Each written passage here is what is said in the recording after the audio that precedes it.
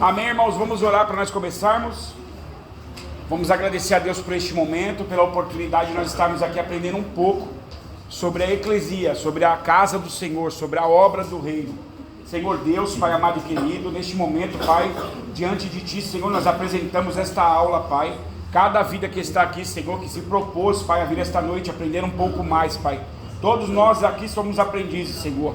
Que o Senhor venha sobre o coração, abrindo o entendimento, abrindo a alma e a sabedoria de cada um de nós, Senhor, para que nós possamos sair daqui hoje, Pai, entendidos um pouco mais, Senhor, sobre a obra do reino, Pai. Eu agradeço ao Senhor a oportunidade, Senhor, de poder estar aqui, Pai, esta noite. Que o Senhor venha, Pai, cuidar de cada um esta noite, Senhor. É o que nós te pedimos, no nome de Jesus, e aquele que crê diz: amém. Glória a Deus.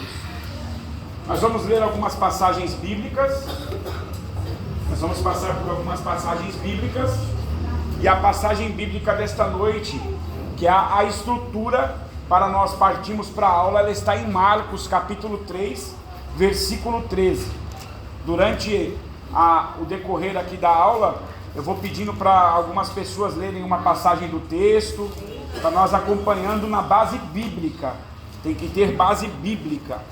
Marcos capítulo 3, Evangelho segundo escreve Marcos, capítulo 3, versículo 13, é a base esta noite da estrutura do estudo que nós vamos fazer aqui no discipulado para obreiros, amém?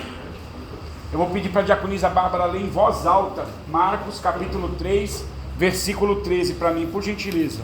A eleição dos 12. E subiu ao monte e chamou para si os que ele quis, e vieram a ele. Vamos repetir?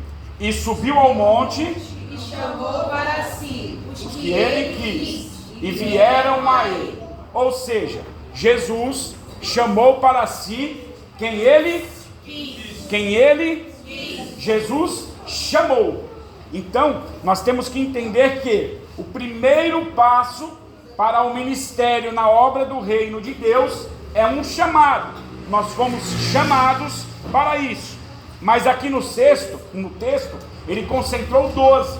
Ele chamou 12 discípulos, ele subiu ao monte e chamou-os, falou: venham comigo. Ele os chamou. Repitam comigo, façam com a mão: chamou.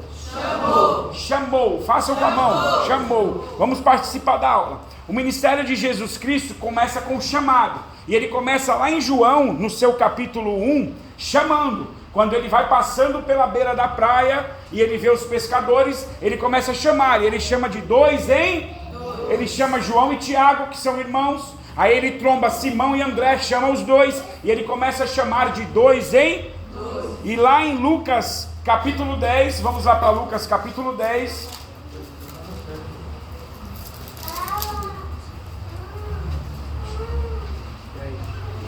Nós podemos ver também que começa assim o versículo 1 em Lucas capítulo 10. E depois disto, designou o Senhor ainda outros 70 discípulos, e mandou-os adiante da sua face, de 2 em 2, a todas as cidades e lugares aonde ele havia de ir. Olha só, ele escolheu 12 para andar intimamente com ele. Ele chamou, e agora ele designou, ele escolheu mais 70. Para quê? Para que eles saiam adiante da face dele de 2 em 2. Porque lá em Eclesiastes capítulo 4, versículo 9, a palavra vai dizer para nós, a sabedoria de Salomão nas escritas, na sua velhice, vai dizer para mim e para você, que é melhor que andemos de 2 em 2, porque se um cair, o outro levanta. Jesus chama para andarmos em comunhão de 2 em 2. Sozinho, dentro de um chamado, você não consegue exercer nada. O mínimo é de 2 em 2. Partindo daí, nós criamos uma multidão de servos, de pessoas para o reino de Deus. Vocês estão entendendo até aqui?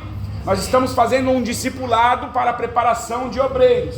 Todos que nós estamos aqui, todos nós que estamos aqui, somos obreiros da casa do Senhor. Alguns posteriormente vão ser levantados, vão ser separados, vão ser escolhidos, mas todos têm este cargo, que é o cargo de servir, o cargo de obreiro. Nós devemos entender que nós não encontramos Jesus, mas foi Jesus quem nos encontrou.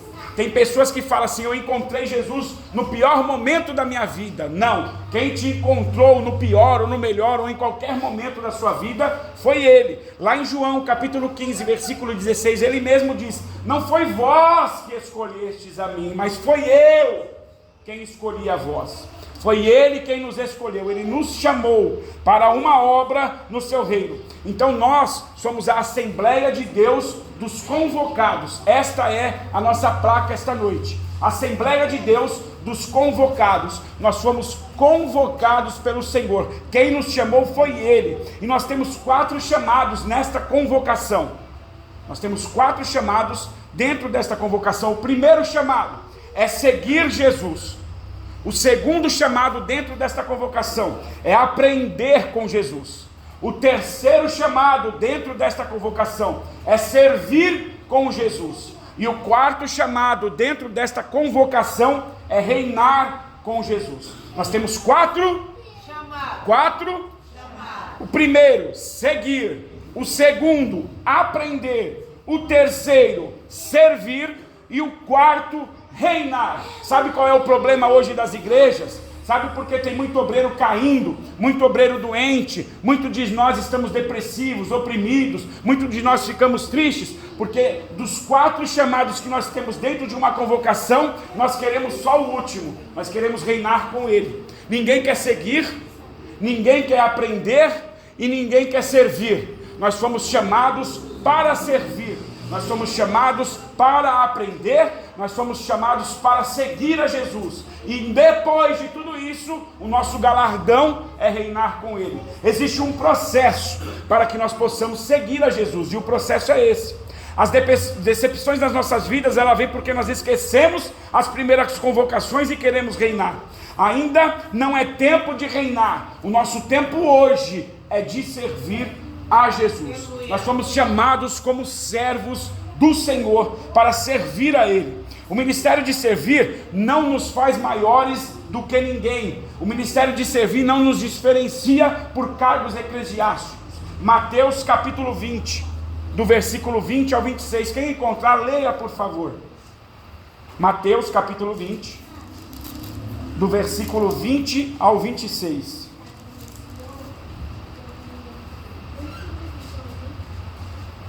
Quem encontrar pode ler Henrique. E disse-lhe o jovem: tudo isso tenho guardado desde a minha mocidade. Quem me falta ainda? Disse-lhe Jesus: se queres ser perfeito, vai, vende tudo o que tens e dá-os aos pobres, e terás um tesouro no céu, e vem e segue. E o jovem, ouvindo esta palavra, retirou-se triste, porque possuía muitas propriedades. É o 20. Mateus capítulo 20. Aí você vai ler do versículo 20 até o 26. Então se aproximou dele a mãe dos filhos de Zebedeu, com os seus filhos, adorando-o e fazendo-lhe um pedido. E ele disse: que queres? Ela respondeu: dize que estes meus 2 filhos se assentem, um à tua direita e o outro à tua esquerda, no teu reino. Jesus, porém, respondendo, disse: não sabeis o que pedes. Podeis vós beber o cálice que hei de beber e ser batizados com o batismo com quem eu sou batizado? Dizem eles: podemos. E diz ele: na verdade bebereis o meu cálice e sereis batizados com o batismo que eu sou batizado. Mas o assentar-se à minha direita e à minha esquerda não me pertence dar, mas é para aqueles para quem meu Pai o tem preparado. E quando os 10 ouviram isso, indignaram-se contra os 2 irmãos. Então Jesus, chamando-os para junto de si, disse: bem sabeis que pelos príncipes dos gentios são estes dominados, e que os grandes exercem autoridade sobre eles. Não será assim entre vós, mas todo aquele que quiser entrar a vós, fazer-se grande, seja vosso serviçal. Todo aquele que quiser entre vós fazer-se grande, que seja vosso serviçal. Ou seja, a mãe de Tiago e de João, vendo os seus filhos agora seguindo a Jesus, sabendo que Jesus é o Messias, ela chegou para Jesus e foi fazer um pedido de mãe para seu filho. Que mãe que não quer o bem do seu filho? Ela disse: olha, quando o Senhor chegar lá, coloca Tiago à esquerda e João à direita, ou vice-versa. Jesus disse: ei, Peraí. Ninguém foi chamado aqui para se assentar no trono. Nós fomos chamados para servir. Porque eu, sendo o maior dentre vós, sou o menor, sou o servo. Então, o reino de Deus, para nós seguirmos a Deus, o primordial, nós somos serviçais. O ministério de servir não nos faz maiores. Nós devemos seguir fielmente a Jesus todos os dias, de nosso coração, de todo o nosso coração. Nós não fomos escolhidos para ser ricos. Nós não fomos escolhidos por Jesus. Ele não nos chamou para suprir todas as nossas necessidades. Ele não nos chamou para nos entregar bens materiais. Ele nos chamou para servir. Simplesmente servir. E então nós temos que entender que quem caminha com Jesus e não senta para ouvir, sabe quem Ele é, mas não conhece na profundidade. Não sabe quem Ele é na intimidade. Não dá para servir Jesus se você não seguir Ele. Ninguém consegue servir Jesus sem seguir Ele. Eu vou dar um exemplo aqui de como que é nós seguirmos a Jesus. Eu vou virar aqui, vou ver se pega aqui o corredor, e eu vou chamar o Henrique para me ajudar. O Henrique aqui na representatividade dessa aula, ele é Jesus. Está pegando lá, para depois o pessoal ver? Jesus, ele por favor, vira para cá. Eu estou no mundo perdido. O primeiro chamado de Jesus para que eu chegue até Ele é porque Ele me chama. Jesus me chamou. E Ele me chama para quê? Para que eu possa seguir os passos. Ele me chama para seguir. Então quando Jesus me chama é para seguir os passos dele. Quando Ele teve um encontro com João, com Tiago, com todos os discípulos, Ele falou: vinde após mim. Vinde após mim. Ou seja, é para eu andar com Jesus assim? É para eu andar com Jesus assim? É para eu andar com Jesus assim. Ele dá o passo e eu sigo. Ele dá o passo e eu sigo. O problema da igreja hoje, espera aí, Jesus. O problema da igreja hoje é que quando Jesus está dando os passos, nós temos que seguir os passos dele. E para você seguir os passos de Jesus, você tem que olhar aonde ele, Aí sabe o que eu estou fazendo no meio do caminho? Menina, você viu? Não vê. Vai andando, Jesus, dá mais um passo. E você viu? Um passo e para. Você viu? O pastor e a pastora acho que brigaram. A pastora não veio ontem no culto. Jesus dá mais um passo. Você viu? Escalou para a porta, não veio. Vai cair. Jesus dá mais um passo. Você viu? Você viu o que aconteceu? Aquela briga na porta da igreja, aqueles obreiros. Eu faço tudo na igreja, mas a irmã, a fulana, a ciclana não faz nada. O pastor não está vendo isso. E Jesus está dando mais 2, 3 passos. Jesus, dá passo, Jesus. Dá passo, Jesus. Dá passo. Jesus se esconde lá na mesa de som. E eu estou fofocando. Eu estou seguindo Jesus, só que eu não estou olhando para os passos de Jesus. Eu estou olhando para as coisas do... E quando eu olho para as coisas do mundo, quando eu vou procurar Jesus, cadê Jesus? Meu Deus! Jesus, cadê você, Jesus? Aonde você está, Jesus? Porque eu tirei o olho dos passos de Jesus. Mas quando eu sigo a Jesus, vamos lá, Jesus. Hoje é meu guia. Quando eu sigo a Jesus, eu estou olhando para os passos de Jesus. Eu olho para onde Ele olha. Meu Deus. Eu escuto o que Ele escuta. Eu vejo o que Ele vê. Eu faço o que Ele faz. Ele é meu guia. Quando eu estou seguindo a Jesus, não tem como eu errar. Não tem como eu me perder. E as coisas do mundo, elas já não tiram mais o meu foco. Porque o meu foco é seguir os passos de Jesus. E Jesus, ele me leva para o alvo, para o caminho certo. Então o primeiro chamado de Jesus faz todo mundo. Ele chamou. O segundo chamado dentro da convocação de Jesus é ficar. Faz aí, Jesus. Ficar. Quando ele fala para os discípulos, ele fala: ficai em Jerusalém, até que do alto seja revestido de poder. Ficai. Quando ele fala ficai, é o que nós estamos fazendo aqui hoje. Quando Jesus nos manda ficar, nós sentamos para aprender. Agora eu já não estou após ele. Agora Jesus já está de frente comigo e ele está me ensinando tudo aquilo que eu devo fazer na obra do reino dele. E quando eu estiver pronto para isso, quando eu estiver preparado para isso, quando eu já estiver revestido de poder, quando eu já estiver com as armaduras da salvação, quando eu já estiver com a espada que é a palavra, quando eu já estiver aprofundado na Bíblia, aí Jesus vai olhar para mim e vai fazer assim, faz assim, Jesus, ide. Ide. Aí ele vai falar, você já está preparado, agora nós vamos partir para Jerusalém, Samaria, a terra e os confins da terra. Mas sabe o que acontece hoje? Tem pessoas que não veio para o chamado, tem pessoas que não sentou para aprender, e tem pessoas que lá da rua já estão saindo para um comando da qual elas nem sabem o que estão fazendo. Aí o obreiro se frustra, o obreiro esfria, o obreiro se afasta. Aí a culpa é do pastor, a culpa é de Jesus, a culpa é do obreiro que lá na igreja não deixou ele pregar, não deixou ele louvar, não deixou ele fazer, mas ele não quis vir. Ou ele veio e não quis sentar, ou ele sentou, mas ele não quis vir. E nós temos um chamado dentro de uma convocação. O primeiro é seguir, o segundo é servir, o terceiro chamado é aprender, e o quarto chamado é reinar. Reinar com Jesus é só quando a Nova Jerusalém descer, nós estaremos reinando com Ele. No momento nós somos chamados para servir com excelência. Obrigado, Jesus. Top. Vocês estão entendendo até aqui? Sim. É um discipulado para a preparação de obreiros. Muitos de nós achamos que estamos preparados no dia a dia. Você sabe por que um exército, um quartel militar, ou qualquer outro tipo de soldado que trabalha com armamento, periodicamente eles têm aula de tiro, aula de comando, eles fecham uma parte de uma rua para fazerem um teatro? É porque eles têm que estar preparados para quando o negócio for de verdade, eles não errarem o alvo, o foco, não errarem aquilo que eles têm que fazer, aquilo que eles têm que servir. E muitos de nós não damos valor para isso. Eu glorifico a Deus por esta igreja, porque essa igreja tem palavra, essa igreja tem estrutura na palavra.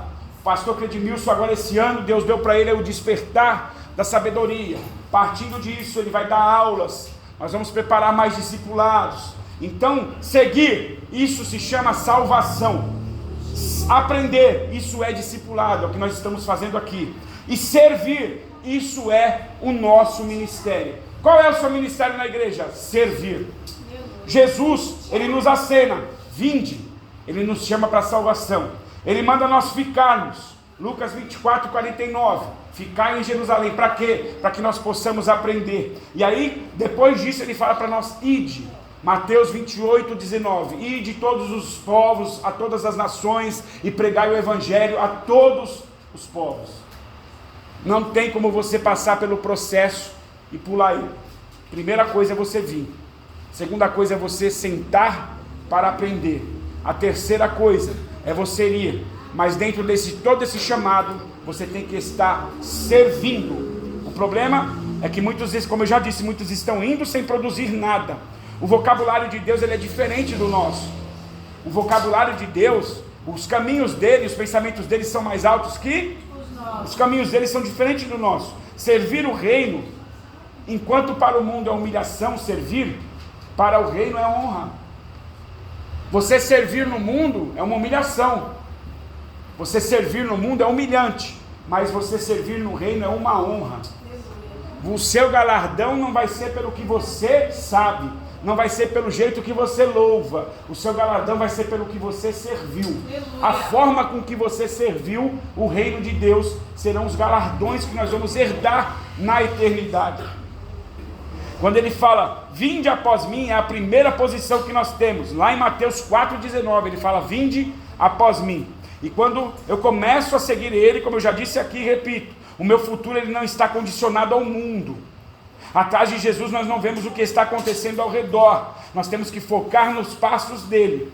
Os nossos erros sempre serão esses: não pisar onde ele pisa, não olhar para onde ele está olhando. A segunda posição é a convocação. Aprender, sentar e ouvir determina a sua qualidade de vida no seu ministério. Lá no capítulo de 1 Coríntios, em 1 Coríntios no capítulo 12, do versículo 14, vamos ler? 1 Coríntios capítulo 12, antes de Gálatas, antes de 2 Coríntios, 1 Coríntios capítulo 12,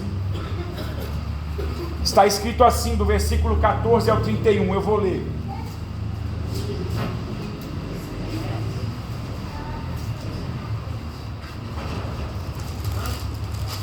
Capítulo 12,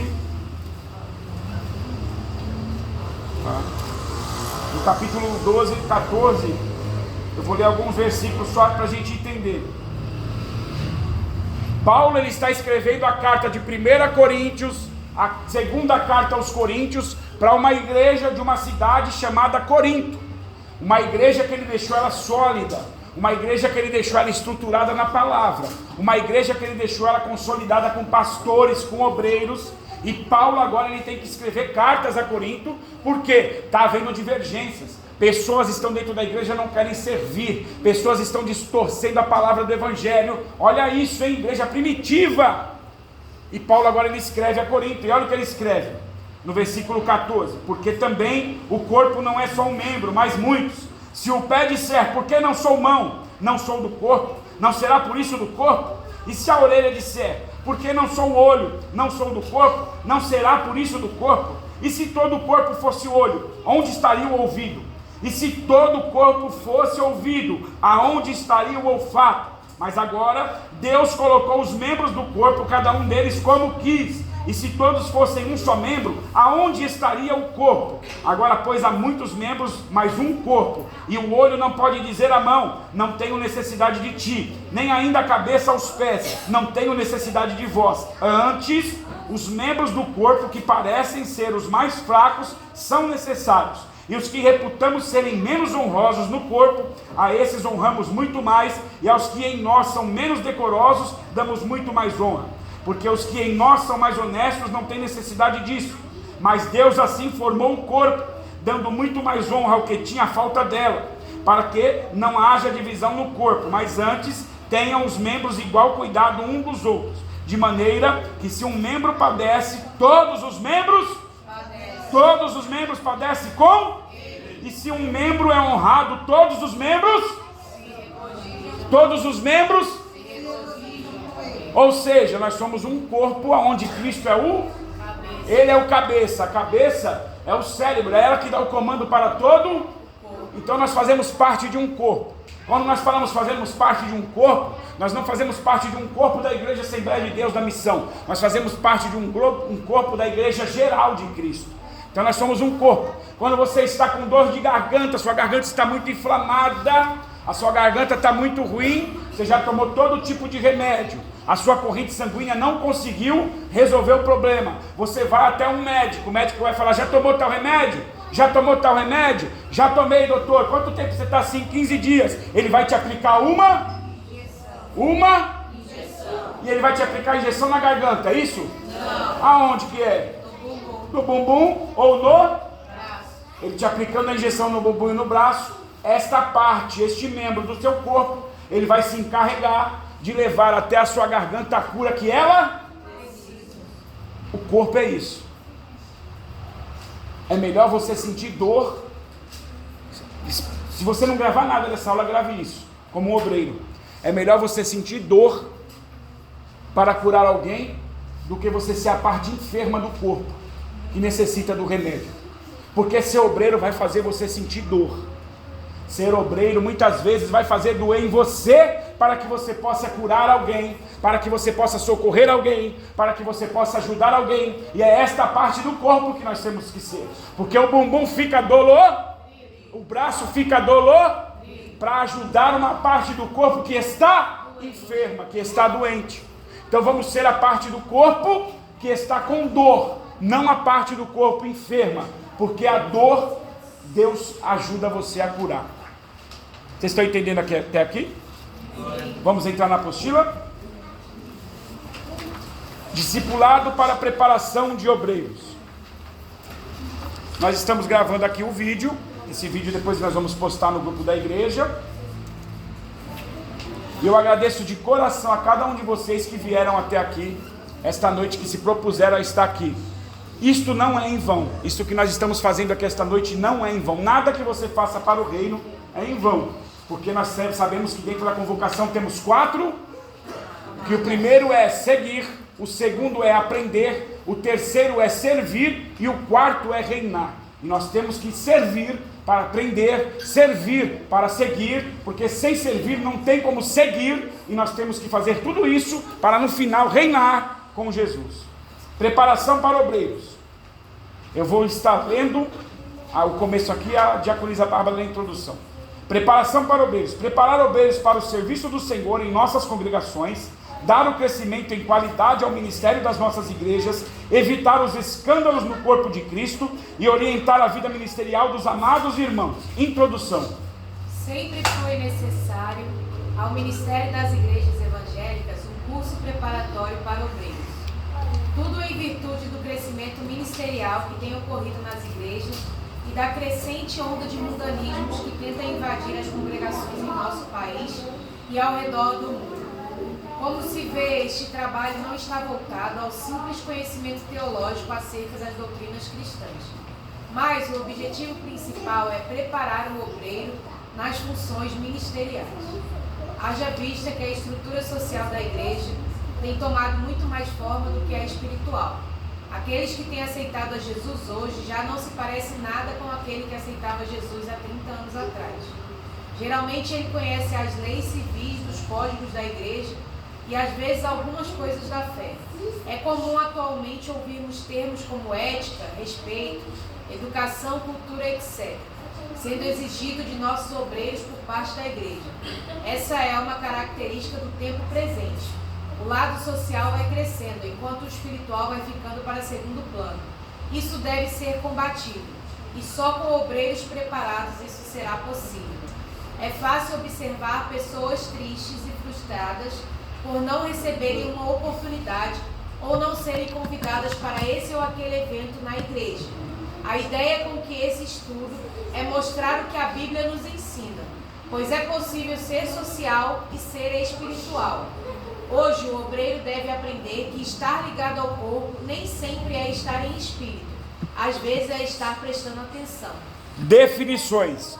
Obreiro, em um sentido genérico, seria todo aquele que trabalha na obra do Senhor, mas o termo é usado especificamente no meio evangélico para designar os que foram consagrados para exercerem cargos ministeriais de qualquer natureza, seja pastor, presbítero, diácono ou auxiliar de trabalho, seja homem ou mulher, todos são obreiros do Senhor. É muito comum nas Assembleias de Deus o uso do termo para designar apenas auxiliar de trabalho ou cooperador.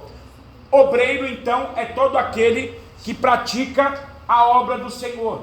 Nós, independente de cargos eclesiásticos, o pastor Credmilson, a pastora Ellen, de cima para baixo, de baixo para cima, todos nós, antes de sermos pastores, presbíteros, diáconos, missionários, nós somos obreiros, nós somos chamados para servir. Pastor, ele é o anjo da igreja, ou o líder espiritual do rebanho, o que tem a função principal de apacentar as ovelhas e recebe a orientação do Senhor no desempenho dessa missão. No Novo Testamento, equivale a bispo e presbítero. As passagens estão aí, mas atualmente nas Assembleias de Deus se diferencia do presbítero nas funções ministeriais e vem depois do bispo, hierarquia funcional das denominações que possuem o sacerdócio episcopal. Tem a função também de administrador da igreja de Cristo. Devido à necessidade da obra de Deus e ao chamado, o pastor também recebe designações especiais como evangelista e missionário.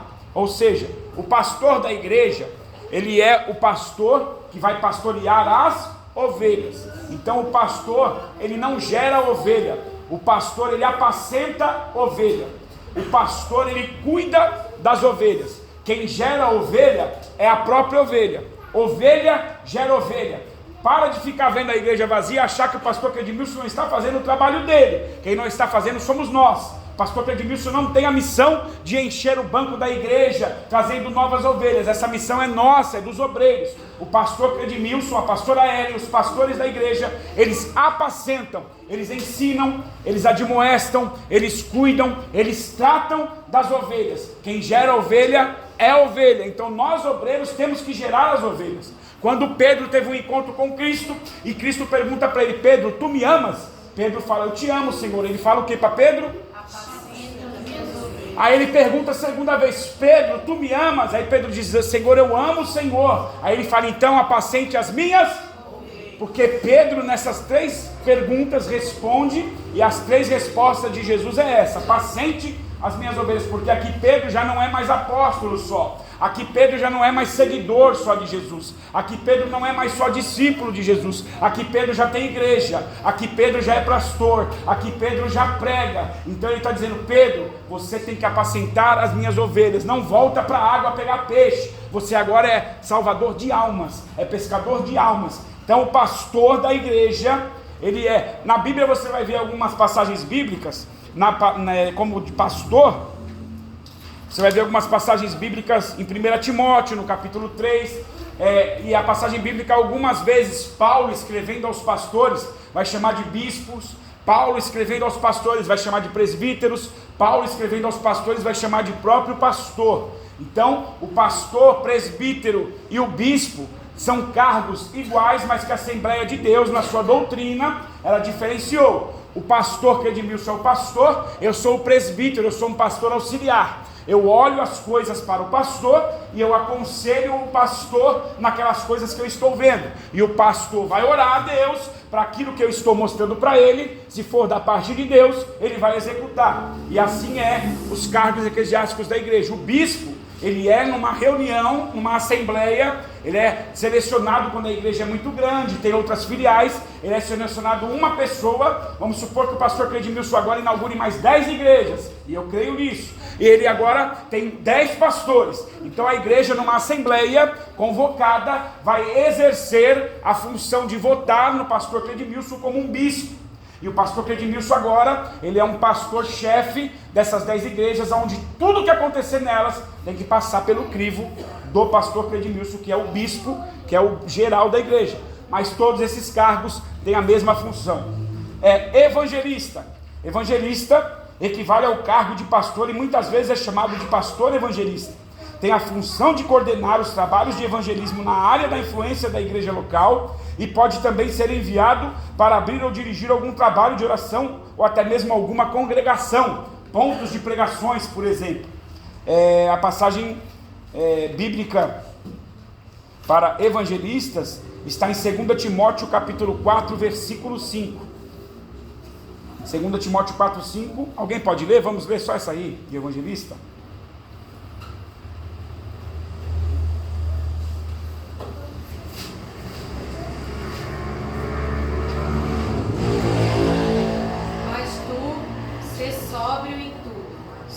Aflições, faz a obra de um evangelista, cumpre o seu ministério.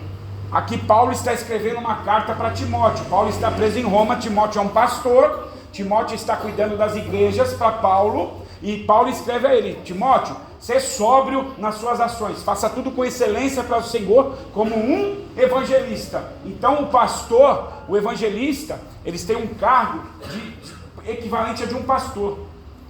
Gente, vocês não sabem qual é o peso ministerial de você receber um cargo dentro de uma igreja. Existe um peso espiritual. Isso aqui não é uma empresa, onde o Credimilson é o gerente, a pastora Ellen é a gerente, e nós somos funcionários, e o evangelista é o subgerente. Não, isso aqui é um cargo ministerial espiritual. Nós estamos tratando de vidas. E o inferno, ele é totalmente organizado como o céu. Quem estudar um dia demonologia vai entender como funciona o inferno. O inferno, ele tem equipes de trabalho que trabalham por gerações nas maldições hereditárias. Aí as pessoas falam assim, não vou casar porque a minha mãe casou, separou, a minha avó casou, separou, a minha tia casou, separou. Por quê? Porque o inferno está trabalhando por gerações em cima disso na sua família. E você tem que quebrar essa maldição hereditária na sua vida, independente do que seja, separação, doença. Minha avó morreu de câncer, minha tia morreu de câncer, meu pai morreu de câncer, eu também vou morrer de câncer. Meu tio teve diabetes, minha avó teve diabetes, minha mãe teve diabetes, eu também vou morrer de diabetes. O inferno trabalha, nós estamos falando da parte espiritual. Missionário é o obreiro comissionado para a obra de missão, dentro ou fora do país, para evangelização ou abertura de congregação. É também atribuído às irmãs consagradas para esta obra.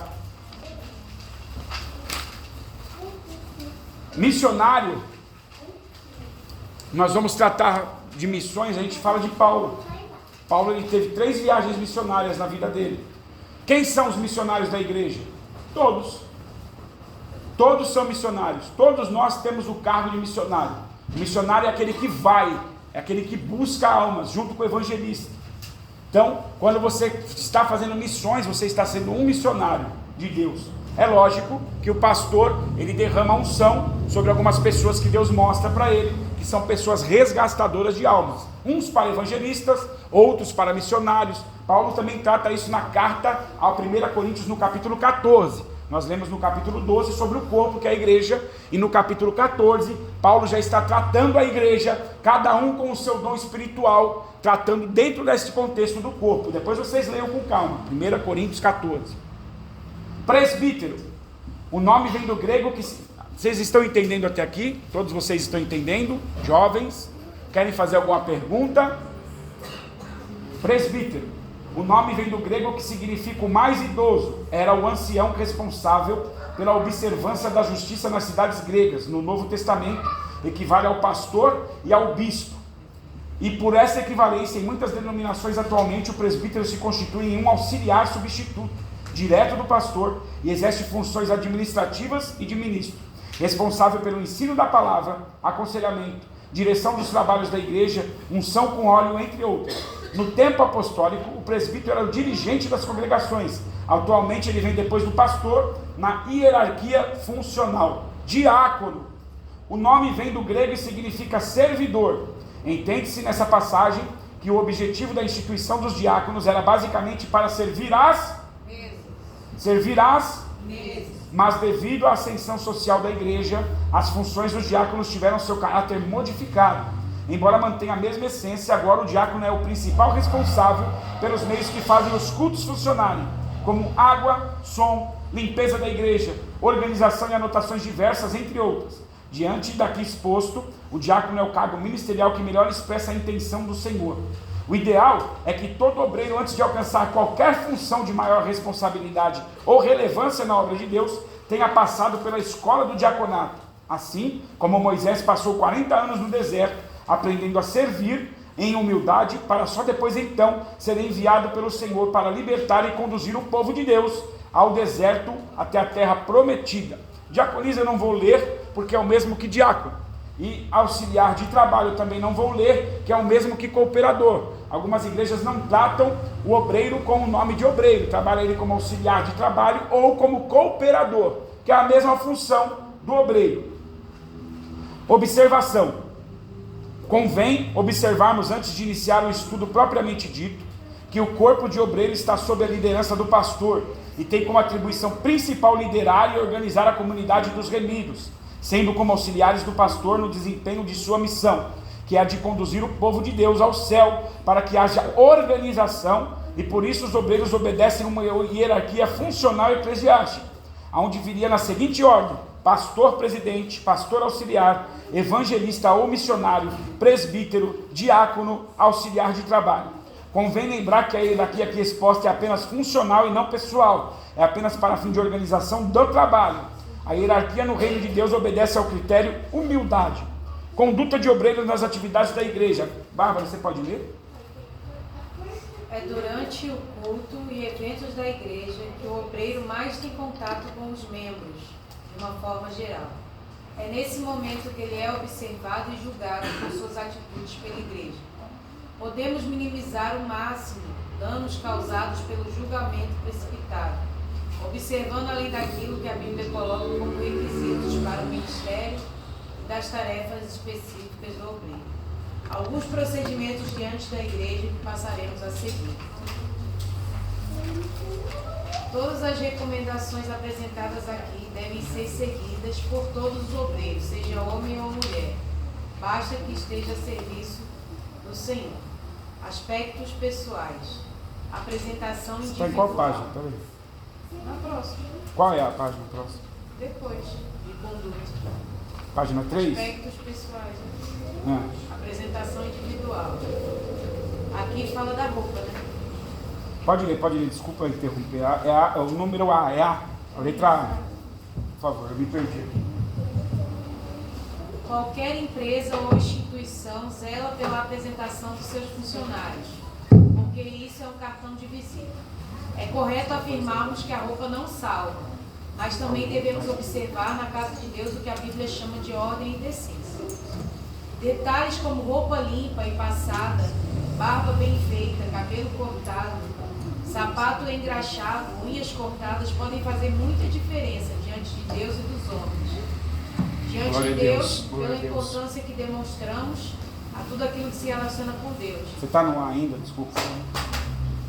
Pode E terminar. diante dos homens pela ação motivadora e a glorificação ao nome de Deus. A roupa. Ou seja, o aspecto pessoal do obreiro é a apresentação individual de qualquer um, de qualquer pessoa. Nós temos que nos apresentar. Quando nós vamos procurar um trabalho, a gente vai de bermuda, chinelo, camiseta regata, boné, camiseta do time, nós nos apresentamos nesse trabalho de uma forma que a nossa conduta, né? A impressão é a primeira aqui, para o mundo funciona assim. Eles olham para a gente, eles têm uma impressão, uma leitura corporal da gente. Então, a Bíblia fala que nós temos que fazer tudo com ordem e decência. Nós temos que estar sempre com o cabelo cortado, com um tênis. Não estou falando de marca de roupa, não estou falando que tem que estar de terno e gravata. Não é isso. Nós temos que andar melhor com o que nós temos.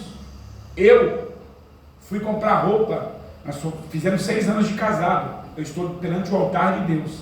Eu fui comprar roupa para mim há 1 ano atrás, depois de 5 anos de casado, usando o terno dos outros, gravata dos outros, camisa social dos outros, tudo que eu ganhei de doação. Não tenho vergonha nenhuma. Não tenho vergonha nenhuma sobre isso. Tudo usando coisas dos outros. Eu não tenho para comprar, alguém me doou, vou usar. Vou andar mais arrumadinho. Então, nós temos que ter isso dentro da gente, até porque faz parte da nossa vida social também. Não estou falando só do ministério. B, gentileza. Há razões simples para sermos gentis no trato com todos. Uma delas seria a própria fé que pregamos, pois seria o mínimo incoerente falarmos que o fruto do Espírito é amor, benignidade, bondade, paz, etc., e assumirmos uma atitude hostil ou ranzinza com os irmãos. Existe principalmente a questão do exemplo. É fácil notar quando existe um clima fraternal entre os irmãos, pelo sorriso espontâneo, pelo abraço, entre outros gestos. E isso também pode ser percebido pelos de fora. A exemplo disso, existem muitos irmãos que, ao procurarem uma igreja para congregarem, acabam preferindo aquela onde, além de serem melhor recebidos, também observam as atitudes de um para com outros. As pessoas estão procurando os lugares onde se prega e se vive a palavra de Deus. Esperamos convencê-las que isso ocorre em nossa igreja, porém sabemos que o exemplo fala mais que as palavras. Além do mais, para aquele que é gentil, o Senhor está pronto para abrir as portas. C, educação. Nós estamos falando de alguns aspectos que o obreiro tem que ter consigo. O obreiro deve observar regras simples de boa educação, como aguardar a vez de falar, pedir licença ao sair ou entrar, cumprimentar a todos quanto for possível, evitar gritarias, respeitar a hierarquia funcional, usando os pronomes de tratamento correto, Senhor ou você. Nisso, estaremos todos em uma só ligação. Além dessas regras, existem outras. É só ter um pouco de bom senso e seguir a palavra de Deus. Você quer que ética. sua água? Daqui a pouquinho. Quer que mexe? Está muito alto? Não, tá bom o microfone. O ventilador? Está desligado. Vocês estão vendo como quando o obreiro ele sai da ética dele, ele atrapalha o culto? Ele atrapalha o raciocínio da palavra? Ele atrapalha a atenção dos irmãos? Uma simples atitude que ela veio perguntar algumas coisas para mim no momento que eu estou falando, ela atrapalha toda a liturgia do culto. O obreiro, quando ele está de prontidão na escala, na porta, ele põe o celular dele em modo avião, ele não fecha o olho, o obreiro não fecha o olho para orar, o obreiro ele tem que estar atento ao altar. Às vezes você está ali na porta dando atenção para alguém e o pastor está assim, ó. Também, ó, às vezes aqui vocês estão assistindo o culto, aí eu vou chegar aqui, ó. No meio do culto. Atrapalha a pessoa, às vezes a pessoa está aqui assistindo, acaba atrapalhando ela. Nós temos que ter essa ética, essa educação, esse senso que é natural de qualquer pessoa. Quando você está na obra do Senhor, você está prestando um serviço para o Senhor. E Ele fala para prestar com excelência. Quando nós tomamos alguma atitude dentro do culto, às vezes, por exemplo, a liturgia da igreja aqui, quando está louvando, o que acontece com a igreja? Ela apaga as luzes. A nossa visão ela fica um pouco menor, não fica? Quando eu sento no fundo da igreja, isso eu aprendi, tiveram que me ensinar. Ninguém está querendo ensinar vocês como que vocês têm que agir. Mas quando nós ouvimos, nós adotamos uma própria conduta. E eu ouvi para aprender. Eu sento lá no fundo, eu não fico do lado dela por estratégia. Porque lá no fundo eu estou vendo a igreja. Lá no fundo eu não preciso ficar olhando para trás para ver a igreja. Então quando eu sento lá no fundo é estratégia. Porque às vezes chega uma pessoa na porta e a irmã está sozinha porque o varão que está na porta foi no banheiro, foi fazer alguma outra coisa. Às vezes, quando apaga as luzes, obreiro que está no banco, não estou de serviço hoje eu vou cultuar. Cultua, tem que cultuar mesmo, mas cultua de olho aberto. Porque às vezes a pessoa está endemoniando do seu lado e você não está vendo. Às vezes a pessoa está passando mal do seu lado, espiritualmente, e você não está vendo. Então nós temos que ter esse senso que cada um de nós temos de desenvolver ele, desenvolver a igreja. Tem pessoas dentro de igrejas entrando no manto e o obreiro não sabe discernir se é Espírito Santo ou se é demônio. Tem demônio pulando dentro dos cultos e o obreiro não consegue discernir isso. Esse discernimento de espírito vem com jejum, com oração e com atenção durante o culto. O pastor, às vezes, o pastor está aqui falando, gente, eu estou falando isso acontece em todas as igrejas, eu não estou falando da igreja Assembleia de Deus Plenitude da Missão. Às vezes o pastor está aqui e chia o microfone, levanta um do altar, o outro larga o violão, o outro sai do banco da lateral daqui, o outro sai dali. Quando você olha, tem 5 pessoas na mesa de som, querendo mexer na mesa de som. Tem alguém lá na mesa de som? Durante o culto, não tem? Quando dá alguma microfone, alguma coisa aqui, a pessoa que está lá é responsável pelo que está acontecendo aqui. Se ela solicitar alguém para ajudar ela, esse alguém sai do seu lugar e vai até lá. Tudo isso é para não atrapalhar a ordem do culto. O culto, ele tem que ter ordem. 1 Coríntios 14, 4. Tudo feito com ordem e decência para o Senhor. Ética. Ética são códigos de conduta para o bom relacionamento entre as pessoas dentro dos grupos. Variam de grupo para grupo. Existem ética empresarial, ética política, etc. E também existem regras da ética cristã. São códigos que, se forem quebrados, podem danificar o relacionamento, prejudicar a imagem da instituição e até trazer escândalos ao corpo de Cristo. Convém nós estarmos atentos a alguns procedimentos. Celulares. Os obreiros devem colocar seus aparelhos em modo silencioso e até mesmo desligarem durante o culto.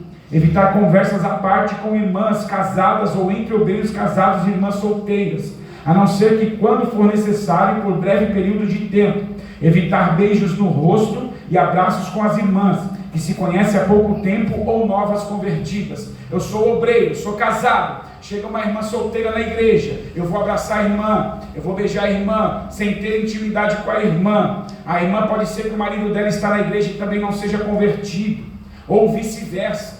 Uma irmã chegar, querer abraçar um irmão, querer abraçar um obreiro. Entre nós, quando há uma intimidade, por exemplo, quando uma pessoa recebe uma separação, uma pessoa é ungido, pode ser mulher, pode ser homem, eu vou pedir licença e eu vou abraçar, porque ali é um momento de comunhão, mas nós temos que tomar cuidado. Nós temos que tomar cuidado, porque quando a pessoa, quando você vem do mundo pela primeira vez para dentro da igreja, quem não tem berço cristão, lá no mundo as pessoas abraçam, beijam, é normal, isso é tudo normal, mas dentro da igreja, nós temos que ter uma certa tratativa, nós temos que ter um certo discernimento. É a mesma coisa, quando eu vou entregar um manto para uma irmã, eu não posso ficar encostando no corpo dela, eu não posso abraçar ela, eu não posso fazer isso, tem que ter uma ordem. O culto é feito de ordem. Quando o Espírito Santo pede alguma coisa, chame uma irmã. Se você é mulher, chame um irmão e vai entregar alguma coisa para um homem, chame um irmão para te acompanhar, um obreiro. Se você é homem, e vai entregar alguma coisa para uma mulher, chame uma obreira para ir junto com você. Porque se essa pessoa manifestar, se essa pessoa, você não sabe o que vai acontecer. Se essa pessoa for ser arrebatada ali, for ser tratada pelo Espírito, você tem uma irmã ali para você não colocar as mãos. Nós temos que fazer com ordem e decência. Amém? Amém. Eu vou fazer uma brincadeira rapidinho, mas eu prometo que mais 15 minutos nós vamos acabar aqui, tá? Bárbara, você pode me ajudar? Nós temos algumas bexigas aqui. Põe os jovens aí para participar, o Henrique, as meninas. É.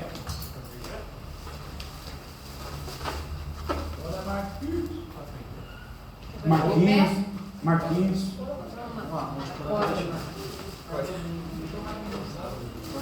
Põe a Lidiana, que a Lidiana gosta de uma brincadeira. Põe a Delcio, bora Delcio. Dá lugar, Delcio. Tem mais uma aí? Tem mais duas. Dá aí para alguém.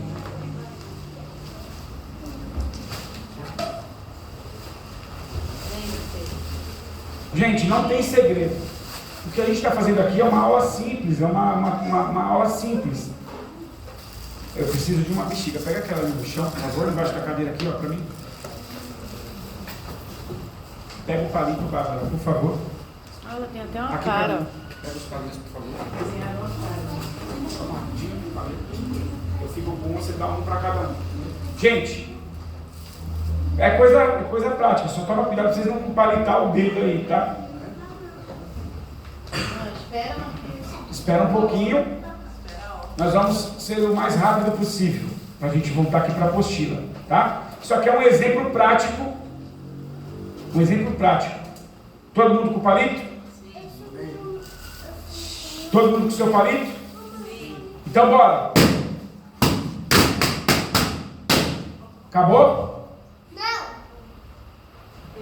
Deixa essa daí pro Samuel. Todo mundo fez o quê? Estourou. Todo mundo fez o quê? Estourou um? Balão. Mas eu mandei você estourar o balão? Não. Eu falei para alguém estoura o balão? Não. Eu só falei, tá todo mundo pronto? Você tem um palito na mão e uma bexiga, um balão. Aí eu fui e estourei o balão. O que vocês fizeram? Por quê? Porque eu sou o espelho aqui de vocês. Eu falei para alguém estourar o balão aqui, eu falei, estoura o balão? Eu falei só para a gente ser rápido. Eu falei, sejam rápidos. Eu estourei o meu e cada um estourou o seu. Assim somos nós. Quando uma pessoa ela entra na igreja, um novo convertido, uma pessoa afastada, uma pessoa que vem do mundo amargurada, ela olha para a gente e ela vê a gente como um espelho. Aquilo que você fazer vai refletir na vida dela. É por isso que nós temos que ter conduta na presença do Senhor, porque às vezes você não precisa falar, só o modo de você se vestir, o modo de você agir, as suas atitudes perante o corpo de Cristo vai refletir em alguém. Será que nós estamos sendo bons obreiros para refletir boas coisas na vida das pessoas, ou nós estamos sendo obreiros com más atitudes, com mau discernimento? Você viu como é fácil a gente conduzir as pessoas a um erro? Foi muito fácil conduzir as pessoas a um erro. Eu simplesmente dei na mão de vocês e estourei. Eu não precisei falar história em bexiga, eu só falei, vamos lá, sejam rápidos, estourei. Então, gente, é uma coisa simples, mas que serve para a gente entender como funciona a igreja. O líder das crianças, o que ela fizer, as crianças vão fazer. O que ela falar, as crianças vão falar. O pastor Cláudio é líder de todos os obreiros. Se ele tiver uma conduta diferente da que ele tem hoje, os obreiros vão olhar para ele. Ele é o espelho dos obreiros. E assim é cada obreiro também. Não são só os líderes, são os liderados. As pessoas, por mais que você pense que não, tem alguém olhando para você e refletindo em você, falando assim, um dia eu quero louvar, eu reparo muito nisso. Eu amo o jeito que a Alessandra, ela adora o Senhor aqui, de toda a alma e coração, a Lidiana. Eu amo o jeito que elas adoram, elas entregam verdadeiramente a adoração. E para mim isso é um espelho. E para outras pessoas também é. O Marquinho, quando dá lugar na bateria, eu falo, meu Deus, que dom. O Marquinho faltou a cruz dele pular da cara. Ele bateu. O pastor Credmilson é o espelho principal aqui. Se o pastor Credmilson afrouxar na conduta dele aqui, todo o resto afrouxa. O pastor Credmilson pegando no nosso pé, a gente ainda falha. A gente não chega no horário, a gente não vem, a gente não faz. Imagine se ele afrouxar. Ele é o nosso espelho. Nós nos refletimos nele. E assim é com cada um.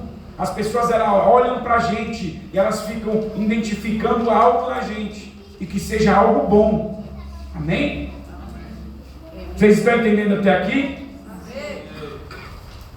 Evitar beijos no rosto e abraço com as irmãs. Nós estamos na parte D, que é ética, que se conhece há pouco tempo, novas convertidas. Evitar ficar do lado de fora da igreja durante o culto.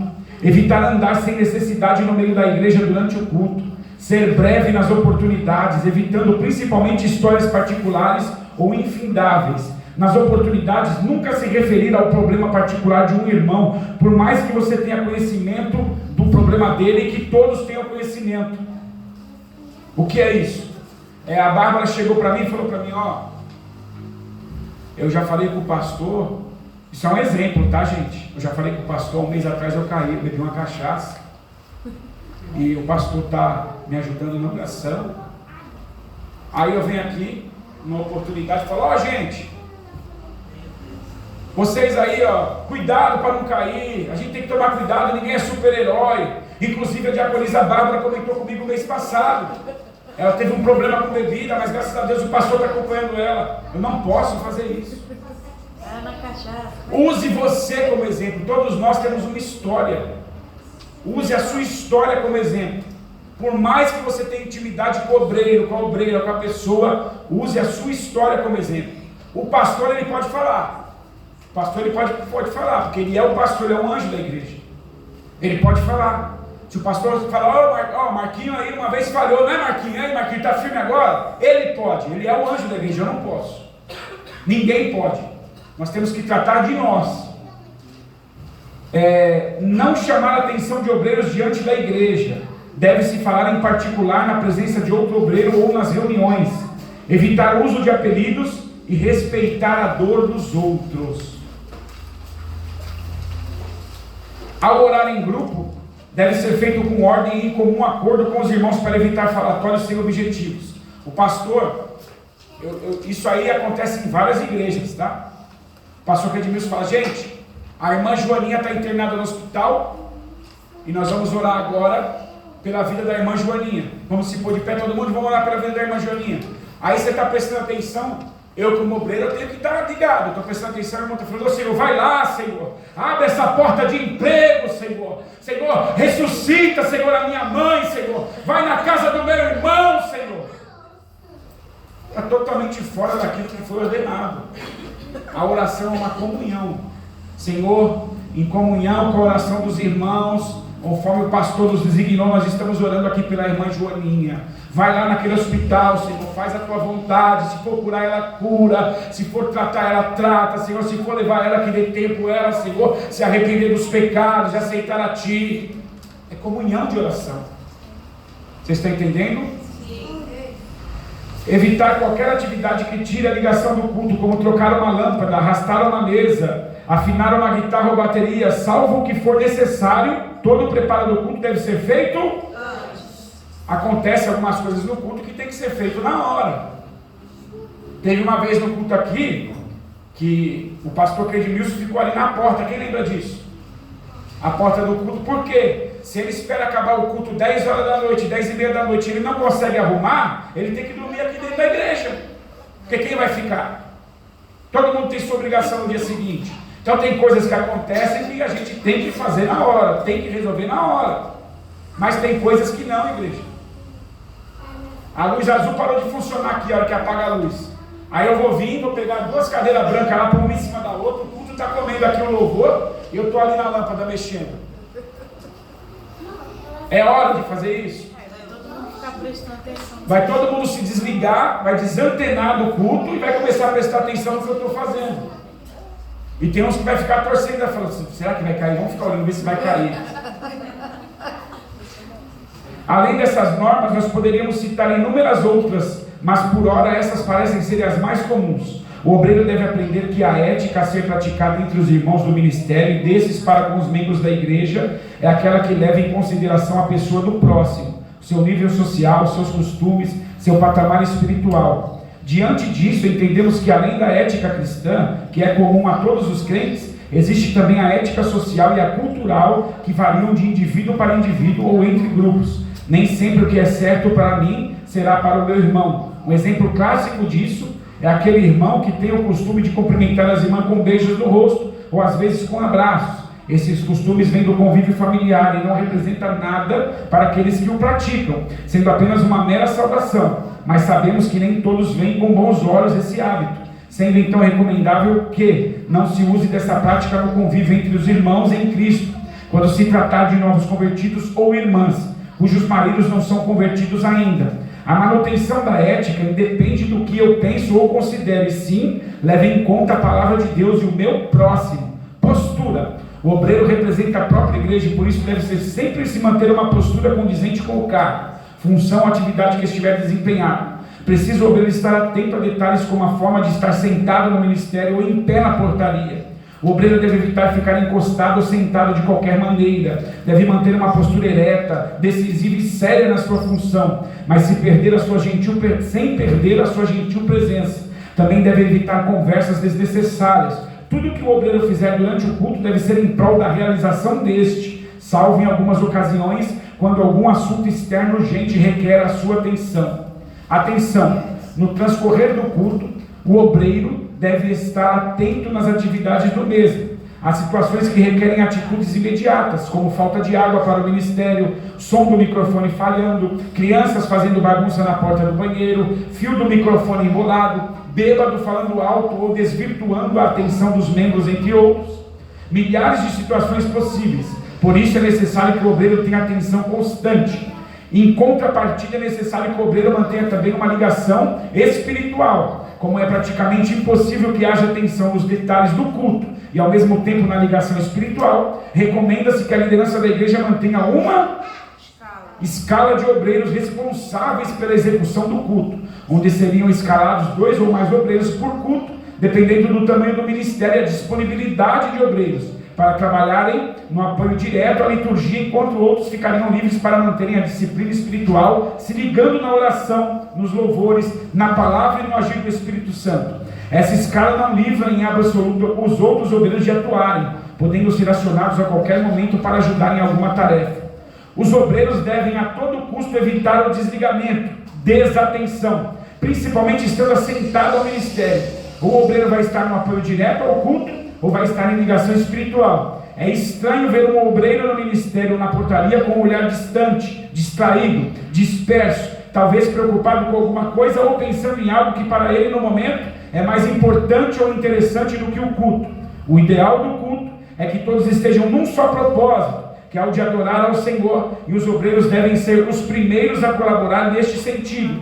Se isso não for observado pelos obreiros, corre-se o risco de oferecermos um culto frio, arrastado ao nosso Deus. Quando você fala que, no caso da escala, né? Não tem como a pessoa ficar todo dia na escala, tipo, ela precisa assistir o culto. É, por isso que nós temos aqui as escalas. O líder dos obreiros, ele faz a escala de quarta, a escala de sexta, a escala de domingo, a escala da limpeza. Porque não adianta todo dia eu estar fazendo alguma coisa e não estar ligado no culto.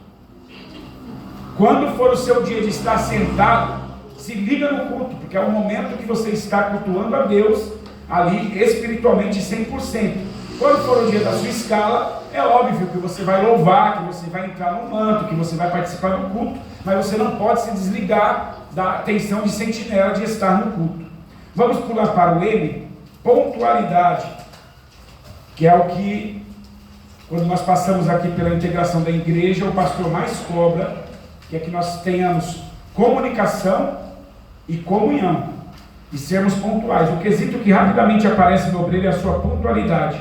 Na etiqueta celular, tolera-se um atraso de no máximo 10 minutos, mas nas atividades da igreja, os obreiros devem sempre chegar antes que os membros, ainda que isso não tenha sido anunciado. Alguns ministérios elaboram as escalas com 2 ou mais obreiros escalados para cada evento, para chegarem mais cedo, abrirem a porta, preparar o som, etc. Porém, o restante que não estão escalados devem, no entanto, chegar no horário marcado ou para a oração, ou para o início do culto.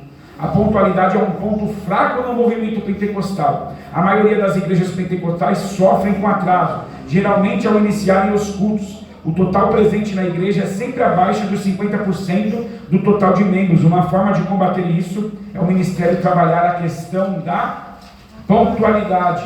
iniciando os cultos no horário previsto e terminando também na hora determinada, e os obreiros dando exemplo de pontualidade para o restante do povo de Deus. Vamos agora, dirigente do culto e portaria, para nós terminarmos. Essa função normalmente é desempenhada pelo pastor da igreja ou por algum presbítero, mas isso não quer dizer que nenhum diácono possa receber essa incumbência. Contudo, aquele que estiver na responsabilidade de dirigir o culto, seja por escala ou por determinação imediata, deve observar os seguintes requisitos: estar preparado para a importante tarefa, mesmo que tenha sido pego de surpresa. O obreiro não pode estar despreparado. Observar a liturgia do culto, que normalmente segue essa sequência simples. Nem todas as igrejas são assim: oração, hino da harpa, grupo de louvor, ou levitas, palavra devocional de abertura, apresentação de visitantes, oportunidades, dízimos e ofertas, mensagem da palavra de Deus, recados e bênção apostólica. É importante que o irmão que irá ter a oportunidade da palavra de abertura seja o de maior ascensão do ministério. Pastor, presbítero, diácono, missionário, evangelista.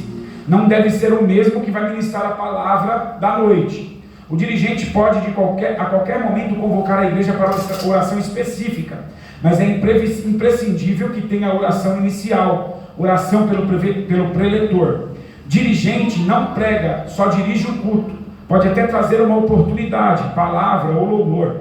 As oportunidades têm no máximo o tempo de 5 a 7 minutos, podendo chegar até 10 minutos. Nas oportunidades, ou o obreiro louva, ou leva uma palavra, ou conta um testemunho. Fazer os três não pode, em hipótese alguma, fica cansativo e desconexo. Os obreiros da portaria têm o dever de levar, antes de eu continuar a leitura, parando aqui só nesse parênteses, eu recebi uma oportunidade. O pastor Edmilson falou: o presbítero Regis está com a oportunidade, só que ele não me avisou antes. Aí chega na hora que eu pego a Bíblia e fico: gente, vamos lá em João capítulo 4. Aí eu falo: não, peraí que eu não estou preparado. Eu já tenho que ter uma palavra preparada. Se é louvar, eu já tenho que estar com um louvor preparado. Se é contar um testemunho, eu tenho que estar com um testemunho preparado. Aí eu chego aqui: gente, ó, eu quero contar para vocês um testemunho. Ontem abriu a porta de emprego. Aí a igreja, aleluia, glória a Deus. Fiquei esperando, entrei em jejum e oração, a porta do emprego abriu. Mas agora, aí passou 15 minutos. Mas para não ficar nas minhas palavras, eu quero abrir a Bíblia agora em Romanos capítulo 6, versículo, peraí, me ajuda aqui alguém, versículo, ó, lá no capítulo 12, versículo, aí lê a palavra e fala: ô pastor, dá para eu louvar um hino da harpa aqui que Deus tocou no meu coração? Não façam isso. Ou você louva, ou você traz uma palavra, ou você conta um testemunho. Se você contou um testemunho, numa próxima oportunidade, estude, deixa aquela palavra guardada ali, que Deus vai te dar a oportunidade para você pregar ela. Se for louvar, louve com excelência para o Senhor. É lógico, isso aqui é uma indicativa. Quem ministra e dirige o culto é o Espírito Santo de Deus. Se você na hora tocar e o pastor falar louva aí, você vai louvar. Mas isso aqui é só uma indicativa para que a gente faça tudo com ordem e decência. Então, o dirigente do culto, ele dá as oportunidades, ele pode trazer uma palavra de abertura, ele pode trazer uma oportunidade, mas quem prega não dirige, quem dirige o culto não prega, a não ser na falta. Eu já fiz isso em igreja que tinha 2 pessoas no final do ano, porque ninguém foi para o culto, estava eu, a Bárbara e mais um, Pedro, Tiago e João. Aí a gente dirigiu, pregou, orou e foi uma bênção o culto. O Espírito Santo trabalhou do mesmo jeito. O obreiro escalado não ora de olhos fechados, não conversa na porta, vigia as pessoas que estão sentadas, estejam sempre olhando para o altar e mesa de som, verificando a altura do som, do microfone, se tem água ou se é necessário repor, se o banheiro tem papel, sabonete, se a igreja está devidamente limpa para iniciar o culto. Na portaria é necessário estar sempre sorrindo, ser receptivo, oferecer lugar de assento, atentarem se crianças estão próximas à saída da igreja sem que suas mães percebam. Em hipótese alguma, repreender alguém com palavras ríspidas ou com atitudes grosseiras. Todos os obreiros devem estar preparados para a oportunidade de palavra. Não somente ler o texto e depois contar uma história de 1900 e bolinha. Explicar o que leu. Se não consegue discernir a Bíblia, estude. Vá na escola bíblica, pergunte, releia, mas jamais fale ou tente explicar aquilo que não conhece ou não entende. A Bíblia não é um livro da sorte. Na oportunidade não se pode ficar escolhendo o texto que vai pronunciar. Isso você faz em casa. Durante o culto nós lemos a Bíblia. Estudar a Bíblia é na EBD, escola bíblica, ou em casa. Nós terminamos aqui o discipulado de obreiros. Nós tivemos aqui uma dinâmica com as bexigas, com os balões. Nós tivemos uma dinâmica como seguir os passos de Jesus. Tudo foi gravado, é um pouco extenso, nós vamos colocar no YouTube e jogar o link lá no grupo da igreja, para aqueles que têm interesse e não puderam vir, assistam, tá? E aqui tem uma lista de presença, eu vou pedir para que todos vocês que vieram assinem, e tem também uma provinha que vocês vão levar para casa, pode fazer em casa com calma, a provinha, depois vocês tragam. Isso aqui eu vou fazer questão de depois colocar numa pasta, e vou entregar para o pastor Cledimilson, para que futuramente o pastor Cledimilson, ele ora por isso. Ele ora, essa igreja aqui é a igreja que mais dá oportunidade para o obreiro crescer. Quando eu cheguei aqui, uma das coisas que me cativou aqui foi isso, que o pastor Cledimilson, se a pessoa quer fazer e se encaixar naquilo que Deus fala com ele, ele deixa a pessoa fazer. Ele trata a pessoa. O pastor Cledimilson é um fabricante de obreiros. Muitas pessoas, de quando eu entrei aqui, a Bárbara, 2 anos e pouco, já não estão mais aqui, mas elas iniciaram como obreiros aqui, elas foram criadas como obreiros aqui, elas receberam a unção aqui. Em outro lugar elas ficaram às vezes tempos e não tiveram a oportunidade que tiveram aqui, talvez não deram valor, ou talvez Deus levou elas para outro canto, mas foi aqui que elas tiveram essa oportunidade. Então você que quer ser um obreiro, este é o lugar, este é o momento. O pastor Cledimilson vai estar orando. Essa pasta vai estar na mão dele, as provas, a presença, ele vai saber quem veio, quem não veio. E quem sabe, num futuro próximo ou num futuro perto, Deus não levanta aqui novos obreiros, novas obreiras para a casa do Senhor. Nós temos que saber e sair daqui conhecedores disso, que nós temos que andar preparados. Nós temos que estar preparados como um soldado. Ele se prepara para uma guerra, porque de repente você vai num velório de um familiar seu. A Sueli está lá no velório da vizinha dela, vamos supor um exemplo. Aí está todo mundo chorando lá e levanta uma senhora e fala: eu queria agora dar uma oportunidade, porque a irmã Sueli é crente, eu quero que ela traga uma palavra. A irmã Sueli olha e fala: não trouxe nem o celular, eu não trouxe a Bíblia. Ou então eu estou com a Bíblia aqui, estou com o celular aqui, mas eu não tenho uma palavra agora. Eu vou falar o que aqui nesse culto? Irmãos, Deus é bom, o diabo não presta. Eu vou fazer igual o pastor Cledimilson falou da pessoa. Morreu porque tinha que morrer mesmo, irmão. Foi para o inferno. Arrumou um auê dentro do velório, porque não está preparado para o momento. Às vezes você está no teu trabalho, aparece uma pessoa na tua frente, e aí Deus fala: e agora? Fala com ela, e você não tem uma palavra para dar. Por quê? Porque não se preparou. E também assim, tipo, a gente não é obreiro só na igreja. A gente é obreiro em qualquer lugar. Você vai orar por alguém na rua, ou sei lá, da sua família.